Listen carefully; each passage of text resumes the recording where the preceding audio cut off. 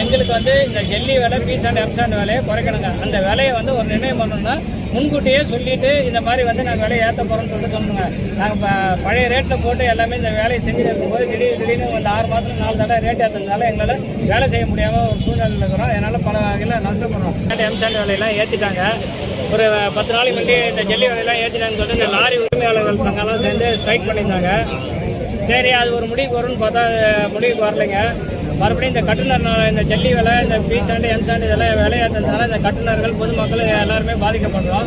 அதனால் வந்து இந்த புது அரசு வந்து பக்கத்தில் இருக்கிற மாவட்டத்தில் இருந்தால் நமக்கு எல்லா பொருளும் கிடைக்குது.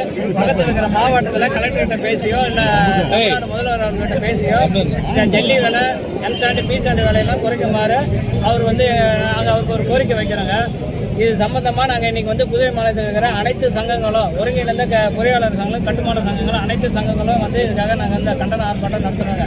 எங்களுக்கு வந்து இந்த ஜல்லி விலை, பீஸ் அண்ட் எம்சாண்ட் விலையை குறைக்கணுங்க. அந்த விலையை வந்து ஒரு நிர்ணயம் பண்ணணும்னா முன்கூட்டியே சொல்லிவிட்டு இந்த மாதிரி வந்து நாங்கள் விலையை ஏற்ற போகிறோம்னு சொல்லிட்டு சொன்னோங்க.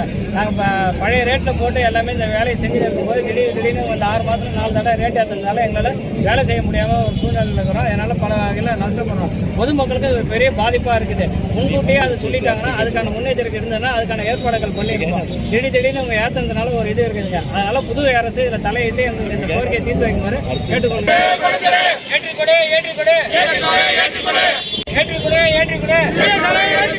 தலையிடு தலையிடு தலையிடு தலையிடு குறைஞ்சிடு குறைஞ்சிடு குறைஞ்சிடு குறைஞ்சிடு ஏற்றுக்கொடு ஏற்றுக்கொடு ஏற்றுக்கொடு ஏற்றுக்கொடு தலையிடு தலையிடு தலையிடு தலையிடு.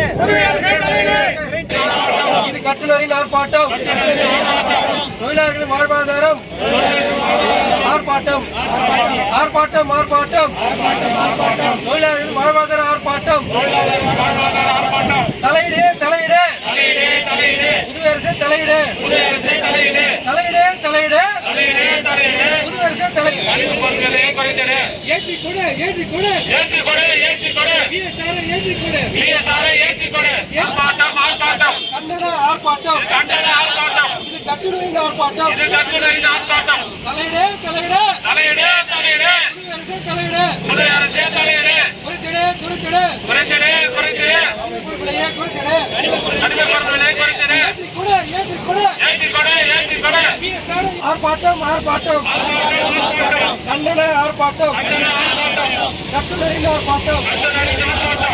வாழ்வாதாரம் வாழ்வாதாரம் குறித்திடு குறித்திடு விலையை குறித்திடு ஏற்றிக்கொடு ஏற்றிக்கொடு பிஎஸ்ஆரை ஏற்றிக்கொடு ஏற்றிக்கொடு ஏற்றிக்கொடு ஏற்றிக்கொடு